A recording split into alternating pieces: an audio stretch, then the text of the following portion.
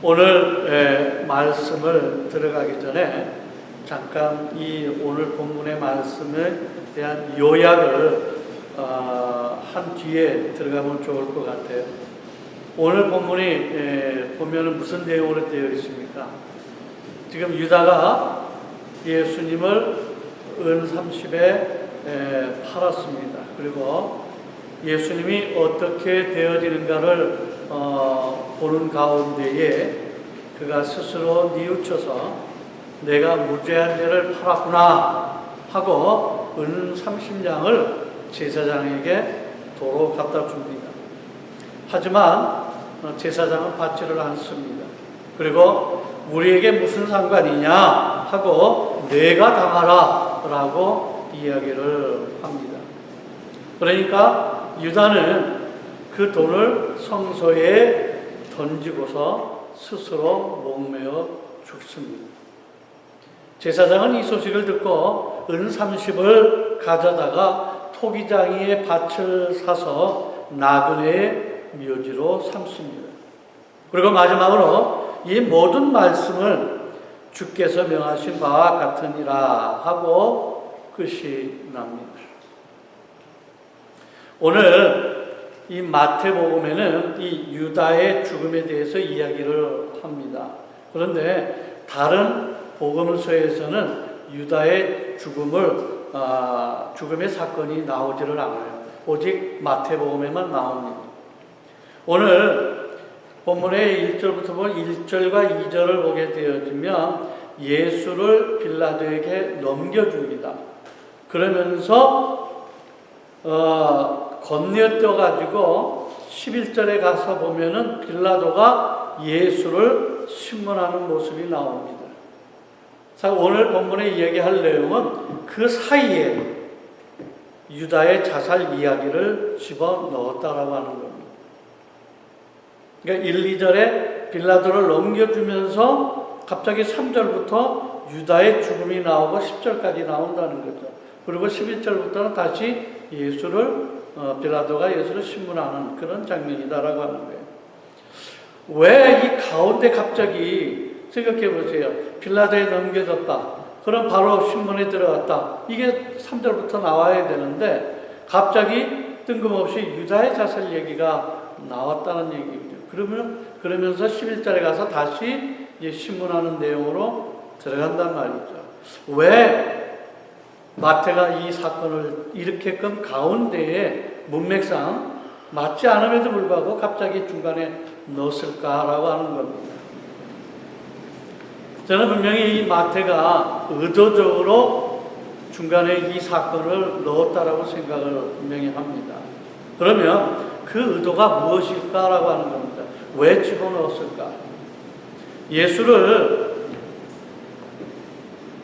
그냥 빌라도에 넘겨져서 신문을 해서 신문하는 과정을 설명을 해서 라고 하면 되어지는데 중요한 것은 유다의 자살뿐만 아니라 이 자살을 너무나 자세히 설명을 하고 있어요. 그래서 유다의 자살과 더불어 제사장이 그 돈을 땅을 샀단 말이에요. 그래서 그 땅을 나그네의 묘지로 삼았단 말이에요. 왜 이런 저기를 섞어서 가운데에 그 내용을 집어넣었을까? 무엇을 위해서?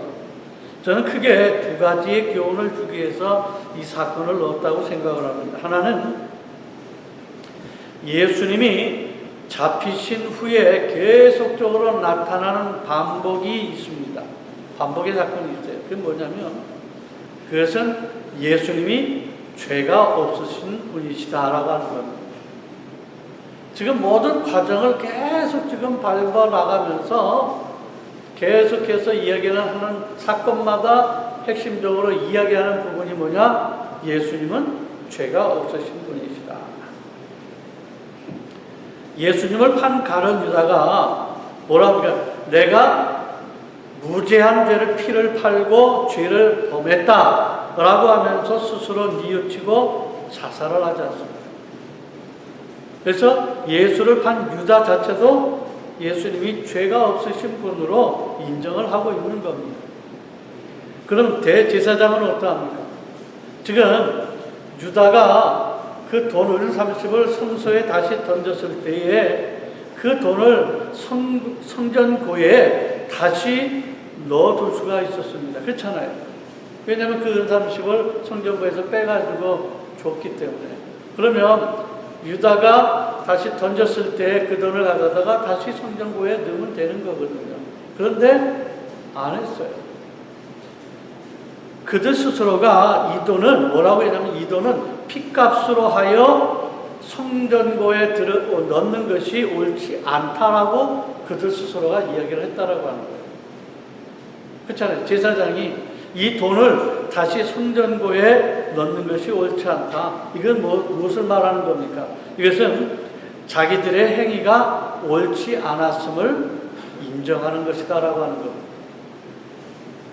무죄한 자를 모함하여 죽인다고 하는 것을 제사장들은 알고 있었어요. 그러니까 그 돈이 그러한 데에 쓰였기 때문에 아무리 양심이 저기해도 이 돈을 다시 하나님 교회에 들어가는 것은 옳지 않다라고 그들 스스로도 느꼈다라고 하는 거예요. 그래서 그 돈을 성전고에 넣지 아니하고 어떻게 했습니까? 나그네를 위한 묘지를 산 것입니다. 여기서 보여주는 두 사건은 유다나 제사장들은 예수가 죄가 없음을 인정하는 것이다라고 하는 겁니다. 또한 예수를 넘겨받은 빌라도는 어떠합니까? 누가복음 23장 4절에 뭐라고 얘기를 하느냐면 빌라도가 대제사장들과 무리에게 이르되 내가 보니 이 사람에게 죄가 없도다 하니라고 말씀을 합니다. 예수가 갈릴리 사람인 것을 알고 그 다음에 이 관할에 있는 헤롯에게 넘기는 거예요. 왜? 내가 봤더니 죄가 없는 거예요. 내가 할 수 있는 게 아니라는 거죠. 그래서 예수를 그쪽 관할로 그냥 넘겨버린다라고 하는 거예요. 근데 헤롯 또한 이것을 넘겨받은 헤롯 또한 뭐라고 얘기를 합니까? 누가복음 23장 14절과 15절입니다. 이르되 너희가 이 사람이 백성을 미혹하는 자라 하여 내게 끌고 왔도다. 보라, 내가 너희 앞에서 신문하였으되 너희가 고발하는 일에 대하여 이 사람에게서 죄를 찾지 못하였고 헤롯이 또한 그렇게 하여 그를 우리에게 도로 보내었도다. 보라, 그가 행한 일에는 죽일 일이 없느니라 라고 분명히 얘기를 하고 있습니다. 빌라도나 헤롯이나 제사장이나 가룟 유다 또 많은 이 거짓 증인들을 통하여서 예수님을 모함하려고 했지만은 누구도 예수님의 이 죄를 이야기하지를 못했다라고 하는 것입니다. 그래서 계속 반복해서 성경은 예수님은 죄가 없으신 분으로 이 말씀을 통하여 다시 한번 저자는 우리에게 알려주기를 원하고 있다라고 하는 것입니다. 그런데 더 중요한 것은 10절에 보면 이는 주께서 내게 명하신 바와 같으니라 하였더라 라고 말씀하고 있는 겁니다. 다시 말해서 이 모든 사건은 하나님의 주권 속에서 이루어진 것을 보여주고 있다라고 하는 것입니다. 그러면 우리가 생각해야 될 부분은 뭐냐면 하나님이 무엇을 계획하셨을까라고 하는 것입니다. 무엇을 계획하셨을까? 오늘 말씀은 구약에 이미 예언되어진 말씀들이에요. 구약에. 오늘 본문은 아주 짧은 얘기 같지만은 크게 예수님에 관해서 세 군데에서 이 구속을 예언한 사건을 종합적으로 모은 사건이다라고 하는 겁니다. 그래서 굉장히 중요한 사건입니다. 첫 번째, 어떤 말씀이 주어졌느냐면 유다의 자살 사건입니다. 유다의 자살 사건. 지금 여러분들이 예전에 이런 말씀을 들었을 겁니다. 나랑 같이 떡을 먹는 떡을 먹는 가장 친한 내 친구가 발꿈치를 들었다는 말씀을 앞에서 여러분 들었을 겁니다. 그렇죠? 발꿈치를 들읍니다. 그렇죠? 들었을 겁니다. 말씀이 기억 안 나세요? 몇 달 됐다고 잊어버리신 것 같아요. 이 말씀은 요한복음에서 예수님이 최후의 만찬에서 제자들의 발을 씻기시는 장면 13장 10절에 보면 이렇게 나옵니다. 예수께서 이르시되 이미 목욕한 자는 발밖에 씻을 필요가 없느니라. 온몸이 깨끗하니라. 즉 너는 나를 통하여서 깨끗하게 되었으니 발만 씻으면 된다라고 하는 말씀입니다. 그런데 뭐냐면 그 다음에 그런데 다는 아니다라고 하는 겁니다. 그러면서 18절에 뭐라고 말씀하냐면 내가 너희 모두를 가리켜 말하는 것이 아니니라. 나는 내가 택한 자들이 누구인지 알미라. 그러나 내 떡을 먹는 자가 내게 발꿈치를 들었다 한 성경을 응하게 하려는 것이니라 라고 말씀을 합니다. 그러면 이 말씀이 구약에 어디에 나옵니까? 이것이 여러분 보시면 시편 41편 9절입니다. 내가 신뢰하여 내 떡을 나눠 먹던 나의 가까운 친구도 나를 대적하여 그의 발꿈치를 들었나이다 라고 얘기를 합니다. 지금 이 시는 어떤 시냐면 다윗이 자기의 아들 이 압살롬의 공격을 당할 때 이 도망을 가면서 쓴 시입니다. 여기에 가장 신뢰하는 친구가 누굽니까? 나오는 말씀이 아히도벨입니다. 아히도벨은 누구냐면 솔로몬의 어머니 누구죠? 밧세바. 이 밧세바의 할아버지입니다.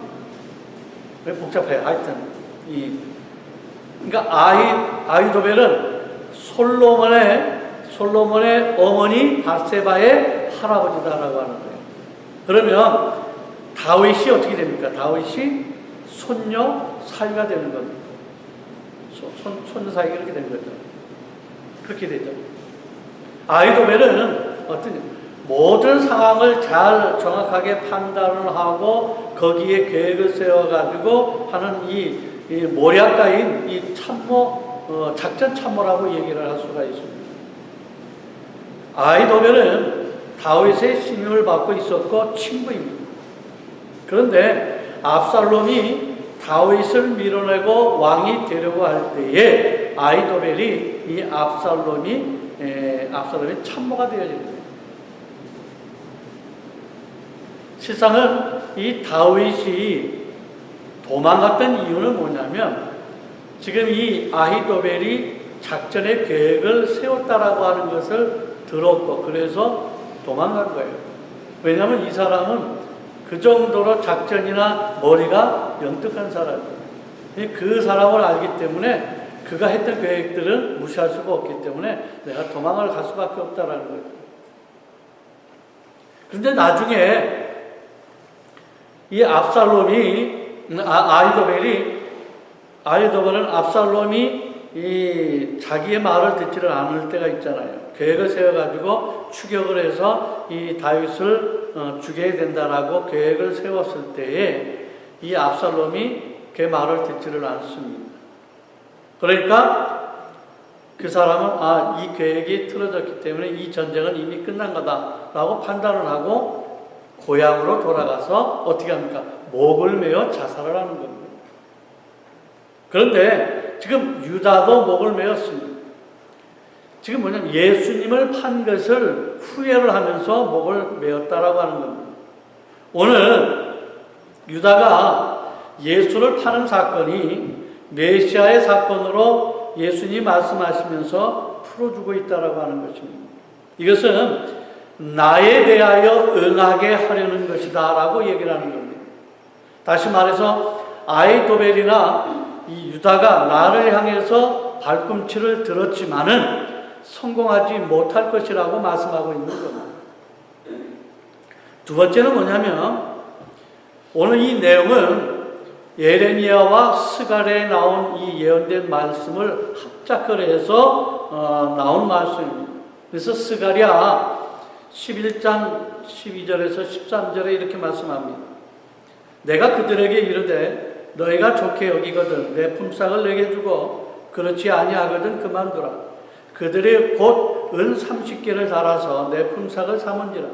여호와께서 내게 이르시되 그들이 나를 헤아린 바 그 삭을 토기장이에게 던지라 하시기로 내가 곧 그 은 30개로 여호와의 전에서 토기장이에게 던지고 이렇게 나옵니다. 그리고 예레미야 18장 19장에 가서 보게 되어지면 토기장이의 비유의 이 예언의 말씀이 나옵니다. 여기에 보면 토기장이의 땅이 어떠한 땅이 되는가? 무죄한 죄로 적시게 될 것이다 라고 얘기를 하는 거예요. 진흙이 토기장이의 손에 있음 같이 너희가 내 손에 있느니라처럼 하나님의 주권 아래에 이루어질 것을 말씀하고 있다라고 하는 것입니다. 그래서 이 스가랴와 예레미야의 이 말씀을 섞어서 예레미야로 대표해서 지금 이야기를 하는 겁니다. 여기의 내용은 유다가 예수님을 은 30에 판다라고 하는 겁니다. 30에 판다. 그리고 제사장이 그 돈을 가지고 밭을 산다라고 하는 것. 그리고 그 밭은 무죄한 자의 피로 채워질 것으로 모든 사건이 예언되어 있는 말씀이라고 하는 거예요. 그리고 이 예언들이 하나하나 틀림없이 이루어지고 있는 것을 우리에게 보여주고 있다라고 하는 것입니다. 여기에 나오는 사건 중에 은 30이 있습니다. 왜 여기에 은 30을 얘기를 했을까? 왜 은 30을 팔았을까? 여러분 그런 생각을 안 해보니까 그냥 뭐 은 30에 팔았다면 판 것 같아요? 아니잖아요. 왜 은 30을 팔았을까? 20에 팔을 수도 있고 40에 팔을 수도 있고 그렇잖아요. 근데 꼭 은 30을 얘기를 했단 말이에요.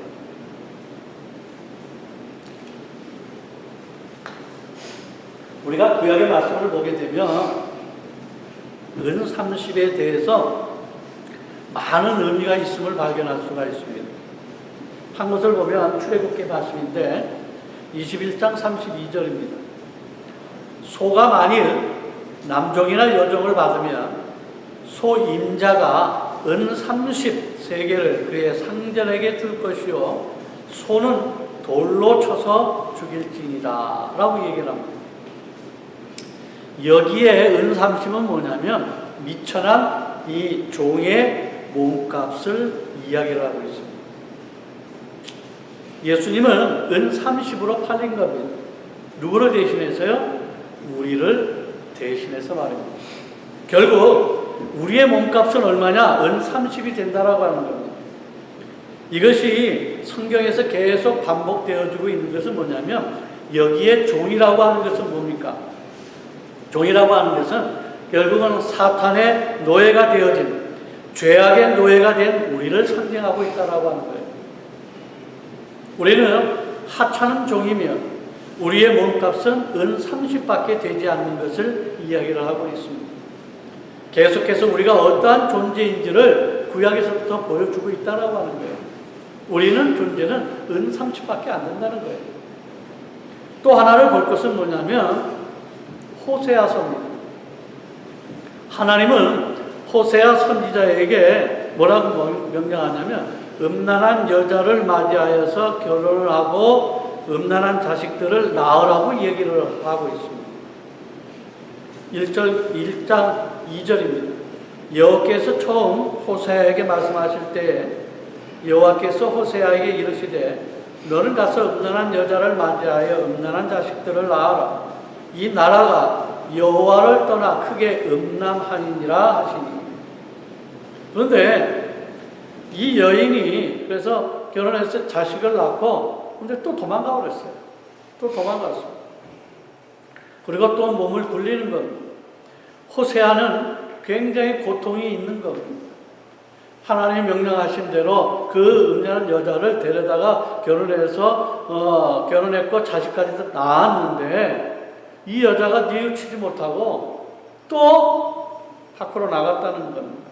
그런데 하나님은 뭐라고 얘기합니까? 그 다음에 다시 호세아에게 뭐라고 하냐면 다시 가서 은 30에 사서 다시 데려와 아내로 삼으라라고 얘기를 합니다. 성경에는 여기 은 15개와 보리 한 호멜 반을 합한 걸 얘기를 합니다. 이것을 합하니까 결국 은 30을 이야기를 하고 있는 거예요.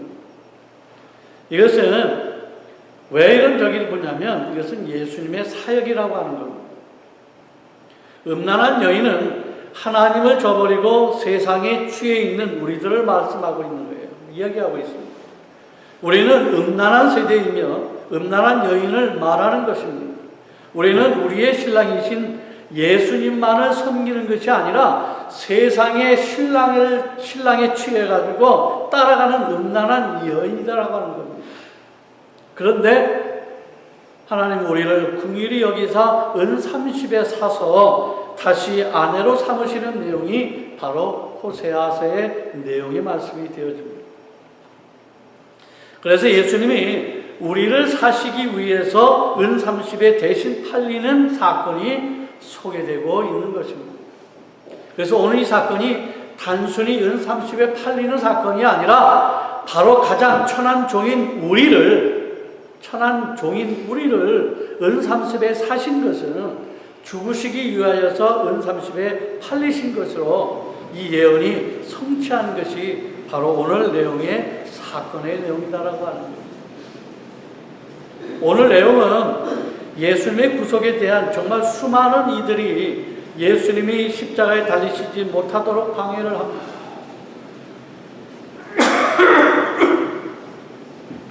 그러나 여전히 오셔서 십자가에 달리시는 것으로 그분의 예언의 말씀대로 구속이 이루어지고 있고 하찮은 우리를 위해서 은 30에 팔리셔서 십자가에 죽으시는 예수님의 구속을 설명하는 것이 오늘 바로 유다의 자살의 사건이다라고 하는 것입니다. 그리고 그 다음에 왜 토기장이 밭을 샀는가라고 하는 거예요. 그리고 그 땅을 어떤 땅으로 씁니까? 왜 나그네를 위한 땅으로 만드셨을까라고 하는 거예요. 그렇잖아요. 그러니까 하나의 사건마다 다 의미가 있다라고 하는 거예요. 왜 토기장이의 땅을 샀을까? 그리고 왜 이 땅을 나그네를 위한 땅으로 만드셨을까라고 하는 거예요. 지금 여기 말씀 보면 예수님의 피값으로 산 땅은 나그네의 묘지를 위한 땅으로 얘기를 합니다. 여기에 나그네는 유대인도 포함하고 이방인도 다 포함하고 있습니다. 다시 말해서 예수님의 피값으로 산 땅에 유대인들이나 이방인들 모두가 다 혜택을 받는 겁니다. 다 받을 수가 있는 겁니다. 여기에 나그네는 뭐냐면 성경에 어떻게 표현을 하고 있는가 하면 우리의 인생이 뭐 같다고 했습니까? 나그네의 인생이라고 이야기를 합니다. 그래서 여기에 나그네는 뭐냐면 모든 믿는 자를 나그네로 표현하고 있다고 하는 거예요. 천국을 향해서 걸어가는 나그네, 그리스도의 모든 백성을 이야기하고 있는 겁니다. 그러면 오늘 여기에 이 피값으로 산 땅에 대해서 모든 나그네를 위한 것이라고 한다면 결국은 이 땅에 있는 모든 사람들을 위한 것으로 삼으셨다라고 하는 거예요. 그래서 우리의 구원은 뭐냐면 예수님의 피값으로 함께하면 이루어지는데 전형적으로 구원받지 못한 삶의 모습은 전혀 다른 모습이다라고 하는 거예요. 지금 그리스도의 모든 백성을 이야기하는 가운데에 이한 삶이 되어졌는데 지금 여기에 결국은 예수님의 피값으로 구속에 되어지는 모든 사건들의 이 삶을 보게 되어지면 그러한 사람과 그렇지 않은 사람들로 나타난다고 하는 거예요. 바로 그것이 유다의 죽음이라고 하는 겁니다. 유다는 예수님을 판 것으로 인해서 어떻게 됐습니까? 양심의 가책을 받았어요. 그래서 뉘우쳤다라고 그랬습니다. 그래서 스스로 죽었습니다. 스스로 죽은 거고. 왜? 양심의 가책을 받아서. 예수님을 팔한 그 양심의 가책. 여러분, 그러면 여러분들 이런 질문을 하고 싶어요. 그러면 유다의 지금 이 모습, 어떤 모습으로 느낄 수가 있어요? 멋있습니까? 그렇잖아요. 보통 보면 내가 뭘 했는데 잘못을 했어. 내가 정말로 잘못했구나. 그럼 내가 죽어야 되겠다. 스스로 죽는 거예요. 어떻게 느껴집니까? 여러분. 멋있게 보입니까? 아마 세상적으로 봤을 때는 멋있게 보일 수도 있습니다. 자기가 예수님을 판 것으로 미안함을 느껴서 양심의 고통을 받아서 뉘우쳐서 스스로 죽었다. 어떻게 보면 굉장히 멋있을 수도 있습니다. 그런데 저는 이것을 전형적인 세상 사람들의 모습이라고 얘기를 하고 싶어요. 다시 말해서 하나님의 은혜 밖에 있는 사람들이다라고 하는 거예요. 하나님의 은혜 밖에 있는 사람들. 세상 사람들은요, 어떤 특징이 있느냐면 스스로가 자기의 율법을 가지고 있습니다. 스스로가. 자기의 법의 기준을 삼고 기준을 가지고 자기의 도덕을 가지고 자기의 양심을 가지고 살아가고 있다라고 하는 것입니다. 자기의 삶에 스스로 책임을 지겠다라고 하는 겁니다. 이 말은 무슨 말이냐?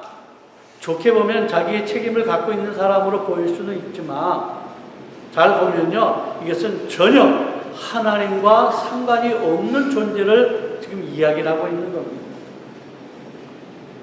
여러분, 하나님의 은혜 안에 있는 사람들은 어떤 사람들입니까? 하나님과 절대적으로 관계가 있는 겁니다. 이 관계가 있는 겁니다. 그리스도의 피값으로 얹혀가는 사람들이라고 한다면 그리스도와 끊을래야 끊을 수가 없는 관계가 되어지는 겁니다. 나의 힘으로 살 수 없는 존재, 주님께 의지할 수밖에 없는 존재. 그래서 앞에 이 베드로와 유다를 너무나 대조적으로 지금 이야기를 하고 있습니다. 베드로와 유다가 뉘우쳤습니다. 둘 다 뉘우쳤어요. 그런데 차이점이 있어요. 어떤 차이점이라고 생각하십니까? 우리가 신앙생활에서 많이 얘기를 하잖아요. 베드로도 잘못했고 유다도 잘못했고 그렇잖아요. 어떻게 보면 베드로의 잘못을 유다 같은 잘못으로 볼 수가 있어요. 왜 그러냐면 부인했잖아요. 거절을 했거든요. 뭐 예수님을 판 것이나 예수님을 거절하거나 뭐 거의 삐까삐까하죠. 그런데 둘 다 뉘우쳤단 말이에요. 그런데 분명하게 그들의 삶은 둘로 나눠져 있습니다. 어떤 차이라고 생각을 하십니까? 유다가 뉘우친 것은 스스로의 도덕과 양심을 가지고 뉘우치고 거기에 자살하고 끝나버린 겁니다. 내 삶은 내가 책임진다라고 하는 것입니다. 이것은 하나님 없이 스스로 결정하고 죄의 값을 자기가 지불한 사람입니다. 스스로가 만든 겁니다.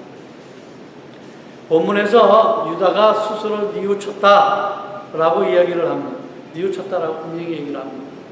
이 동사는 일반적으로 이 용서를 수반하는 행동을 묘사하는 회개하다라고 하는 것은 굉장히 구별된다라고 하는 겁니다. 그러기에 유다가 스스로 뉘우쳤다라고 하는 것은 뭐냐면 하나님과 상관없는 스스로의 뉘우침이라고 얘기를 하는 겁니다.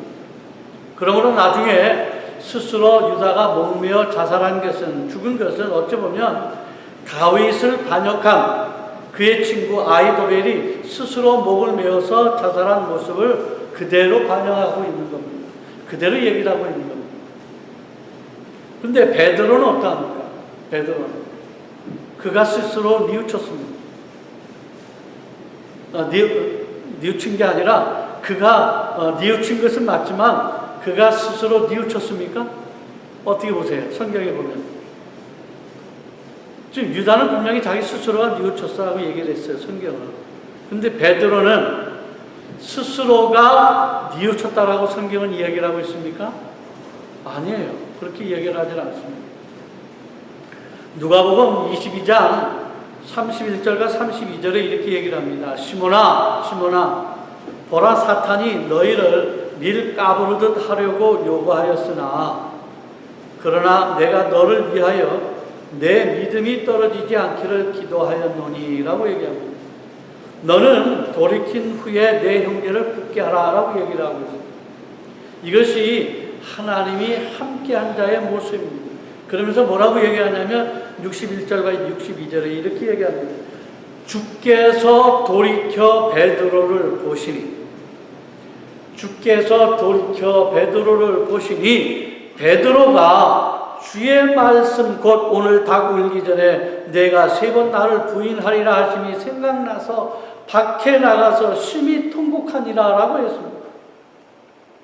베드로가 그냥 통곡한 것이 아니라 주님께서 돌이켜 베드로를 쳐다봤을 때에 그가 깨우쳐가지고 심히 통곡했다라고 하는 거예요. 달라요. 이것은 스스로 뉘우친 것이 아니다라고 하는 거예요. 예수님의 눈길을 통하여 자신의 삶을 돌이키고 다시금 예수님을 붙잡는 것입니다.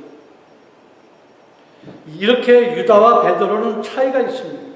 택한 자는, 믿는 자는 철저하게 예수님께 구속된 자입니다. 예수님을 떠나서는 살 수가 없는 존재입니다. 그러나 유다는 자기 인생은 내가 책임진다라고 하는 겁니다. 하나님과 상관없는 삶이 되어진다라고 하는 거예요. 스스로 법 아래에서 스스로 법을 만들어서 법 가운데 내가 잘못됐으니 내가 잘못했구나 죽어야 된다라고 끝나버리는 거예요. 그래서 유다는 받은 돈 30냥을 어떻게 합니까? 토스하는 겁니다. 누구한테? 제사장한테. 제사장한테 줬더니 제사장도 그 돈을 받지 않냐고 어떻게 합니까? 토스합니다. 만약에 유다나 제사장이 그 돈을 넘어왔을 때에 그 돈을 그대로 자기가 받았다고 한다면 어떻게 되었을까? 저는 그 생각을 해봅니다. 예수님을 판 이 30냥을 내가 그대로 받았다라고 하면 어떻게 했을까?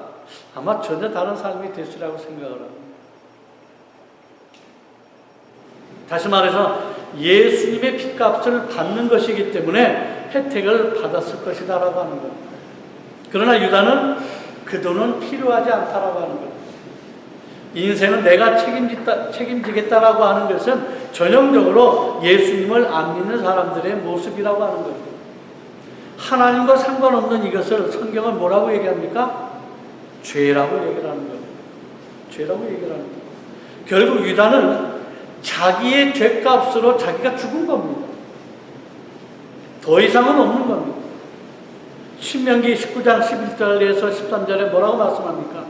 그러나 만일 어떤 사람이 그의 이웃을 미워하여 엎드려 그를 기다리다가 일어나 상처를 입혀 죽게 하고 이 한 성읍으로 도피하면 그 본 성읍 장로들이 사람을 보내어 그를 거기서 잡아다가 보복자의 손에 넘겨 죽이게 할 것이라. 내 눈이 그를 긍휼히 여기지 말고 무죄한 피를 흘린 죄를 이스라엘에서 죄하라. 그리하면 내게 복이 있으리라. 다른 죄에 대하여서 구속을 받을 수가 없다라고 하는 거예요. 그런데 무죄한 자를 죽일 경우에는 절대 사함이 없다라고 얘기를 합니다. 왜 이 계명을 주었을까요? 그리스도가 어떻게 죽으시는지, 그리고 그 죄값이 결코 죄 사함을 받을 수 없는 죄인인 것을 알려주기 위해서입니다. 그래서 오늘 유다의 사건은 단순히 자살했다라고 하는 것이 아닙니다. 구약의 수많은 예수님의 구속 사역을 예언한 것을, 많은 것들을 종합해서 성취하였음을 보여주는 하나의 사건이 되어지는 겁니다. 그런데 마지막 내용이 무엇이라고 합니까? 이 모든 것은 구약의 예언한 말씀을 이루려 함이라라고 말씀하고 있지 않습니까? 오늘 본문 9절에 이에 선지자 예레미야를 통하여 하신 말씀이 이루어졌나니 이것이 오늘 마태가 주기 위한 교훈의 말씀이 되어집니다. 이에 선지자 예레미야를 통하여 하신 말씀이 이루어졌나니, 이 모든 것은 하나님의 계획에 의해서 그분이 작정한 대로 모든 것이 이루어졌다라고 하는 것입니다. 어느 하나도 은 30이나 토기장의 땅을 산 것이나 모든 것이 인간의 생각이나 계획에 의해서 이루어진 것이 하나도 없다고 말씀하고 있는 겁니다. 여러분, 이것이 하나님의 주권입니다. 하나님의 주권으로 우리는 예수 그리스도의 피값으로 구원을 얻었습니다. 하나님의 주권이 우리에게 은혜로 임했다라고 하는 것입니다. 그런데 여기에서 은혜는 우리가 생각하는 것은 그냥 좋은 것이겠죠. 그런데 성경에서 말하는 이 은혜는 우리에게 좀 더 다른 의미가 있음을 아셔야 합니다. 로마서 5장에서 은혜에 대하여서 바울이 어떻게 이야기하였는지를 볼 수가 있습니다. 21절의 말씀입니다. 이는 죄가 사망 안에서 왕노릇한 것 같이 은혜도 또한 의로 말미암아 왕노릇하여 우리 주 예수 그리스도로 말미암아 영생에 이르게 하려 합니다. 예수 믿지 않는 불신자에게는, 은혜 밖에 있는 자에게는 죄가 왕노릇한다라고 말씀하고 있습니다. 죄가 그를 좌지우지하게 해서 죄를 짓게 만든다라고 하는 것입니다. 자기를 신으로 만들고 세상의 쾌락을 추구하고 하나님을 대적하게 만드는데, 그런데 하나님의 믿는 자는 어떻습니까? 하나님의 은혜가 임해서 우리에게 왕노릇하여 우리를 생명으로 인도한다라고 하는 것입니다. 우리에게는 은혜가 왕노릇합니다. 어떤 이들은 은혜를 가지고 은혜의 폭력성, 은혜의 강제성이라고 이야기를 합니다. 은혜는 스펀지와 같이 부드러운 것이 아니라 폭력이 있고 강제가 있고 왕노릇하고 있다라고 이야기를 하고 있습니다. 무슨 얘기입니까? 은혜는 내 의도는 전혀 없는 겁니다. 타협이 전혀 없습니다. 강권적으로 나에게 주어지는 것을 이야기를 하고 있습니다. 내가 예수를 믿은 다음에 내가 신앙을 이루는 것이 아니라 은혜가 나에게 들어와서 나의 왕이 되어서 나를 통제하고 지배하고 나를 이끌어서 나를 하나님의 아름다운 이 성숙의 생명으로 인도하는 그 역할을 은혜가 한다라고 하는 말입니다. 그래서 내 인생에 대하여서 내 마음대로 하는 것이 아니라고 하는 겁니다. 하나님의 뜻 가운데에 내 인생을 강권적인 은혜로 나를 이끄셔서 나를 복되게 하신다라고 하는 겁니다.